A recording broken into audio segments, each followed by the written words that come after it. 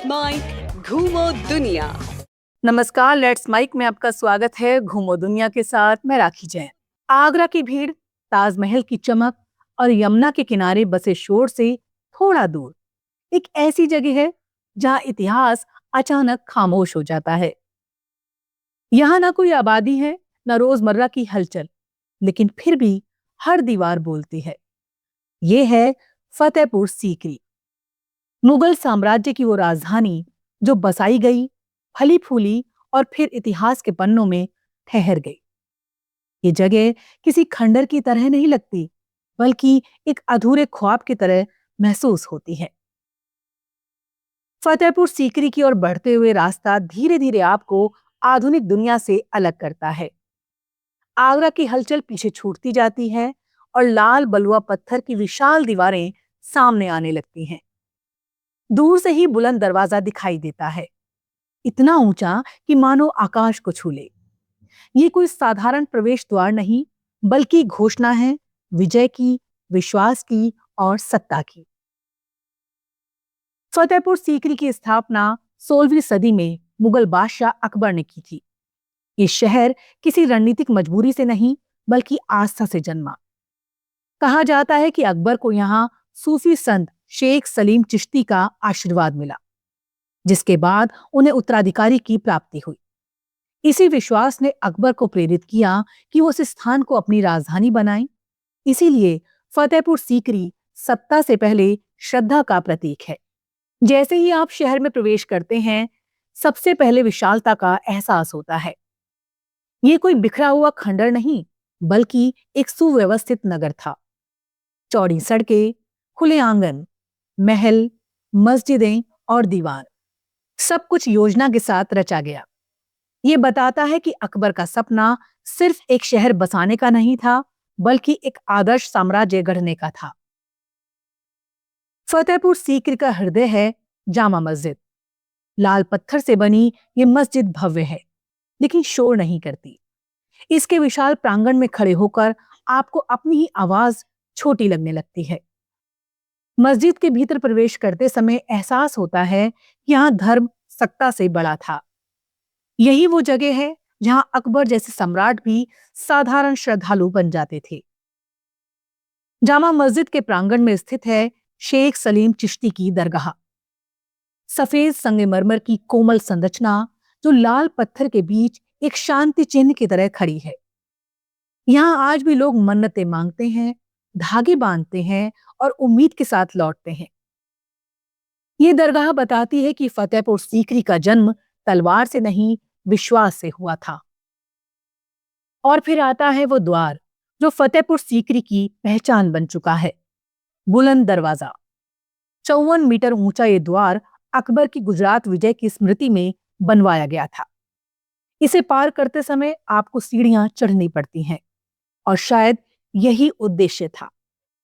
ये द्वार आपको शारीरिक रूप से ही नहीं, मानसिक रूप से भी तैयार करता है एक महान नगर में प्रवेश के लिए। बुलंद दरवाजे से आगे बढ़ते ही शाही परिसर शुरू होता है। दीवाने आम और दीवाने खास दोनों सत्ता के अलग अलग चेहरे दिखाते हैं। दीवाने आम जहां आम जनता की सुनवाई होती थी, और दीवाने खास जहां नीति, धर्म और दर्शन पर चर्चा होती थी। दीवाने खास का केंद्रीय स्तंभ आज भी लोगों को चकित करता है। एक ही खंबे से निकलती 4 पुलनुमा संरचनाएं मानो अलग अलग विचारों को जोड़ रही हूं। यह अकबर के उस दर्शन का प्रतीक है जहां संवाद टकराव से ऊपर था।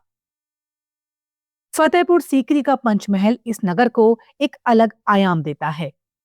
5 मंजिला खुली संरचना, जिसमें दीवारें कम और हवा ज्यादा है।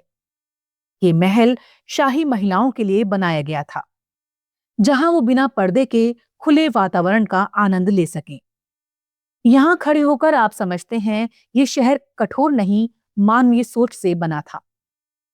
शाही रानियों के लिए बना जोधाबाई महल इस नगर का सबसे जीवंत हिस्सा लगता है। इसकी दीवारों पर हिंदू और इस्लामी स्थापत्य का संगम दिखता है। ये महल केवल निवास स्थान नहीं, अकबर की धार्मिक सहिष्णुता का प्रतीक है। यहाँ मंदिर और मस्जिद की प्रतीकात्मक भाषा एक साथ दिखाई देती है, जैसे अकबर का सपना पत्थरों में उतर आया हो।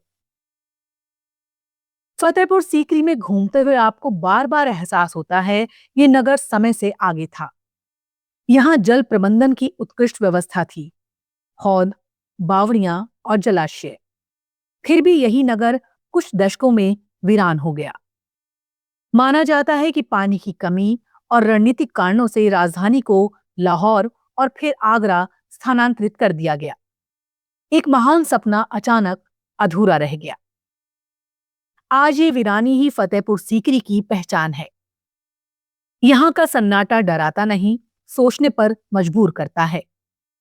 खाली आंगन, लंबी परछाइयां और पत्थरों पर गिरती धूप, ये सब मिलकर आपको समय में ले जाता है जब यहाँ जीवन भरा हुआ था। ये जगह आपको इतिहास देखने नहीं देती, इतिहास में चलने देती है। शाम ढलते ही फतेहपुर सीकरी का रंग बदल जाता है। लाल पत्थर सुनहरा होने लगता है और इमारतें और भी गंभीर दिखने लगती हैं। ये वो समय है जब फतेहपुर सीकरी सबसे ज्यादा बोलता है अपने मौन से। यहाँ खड़े होकर समझ आता है कि हर महान शहर का भविष्य केवल वैभव से नहीं, संसाधनों और परिस्थितियों से तय होता है। फतेहपुर सीकरी केवल एक मुगल नगर नहीं, बल्कि एक चेतावनी भी है।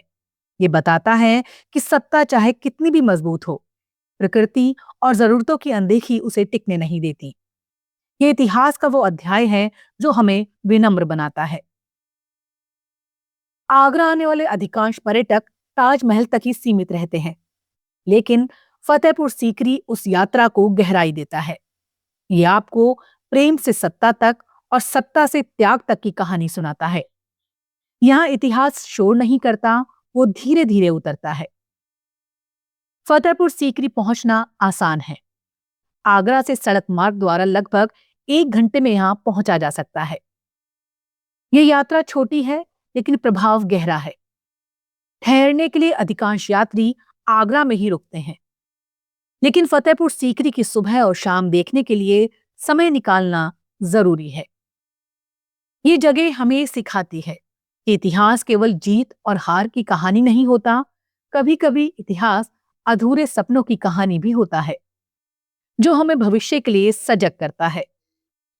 फतेहपुर सीकरी वैभव का स्मारक नहीं, विवेक का स्मारक है। ये नगर आज भी खड़ा है, बिना भीड़ के, बिना शोर के, लेकिन पूरे आत्मविश्वास के साथ, जैसे कह रहा हो कि महानता हमेशा आबाद रहने में नहीं, अपनी कहानी ईमानदारी से कहने में होती है। घूमो दुनिया में आज के लिए बस इतना ही। अगली बार फिर चलेंगे एक नई यात्रा पर। तब तक के लिए देखते रहिए, सुनते रहिए लेट्स माइक। नमस्कार।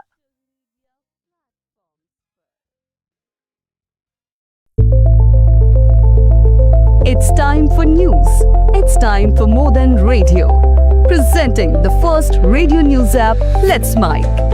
Let's Mic, a news-based app on your phone where you get to watch and listen news, talk shows, interviews, radio show podcasts. On Let's Mic, you get all relevant information of TV, print, radio, podcast, and digital. Let's Mic talks about every segment of life.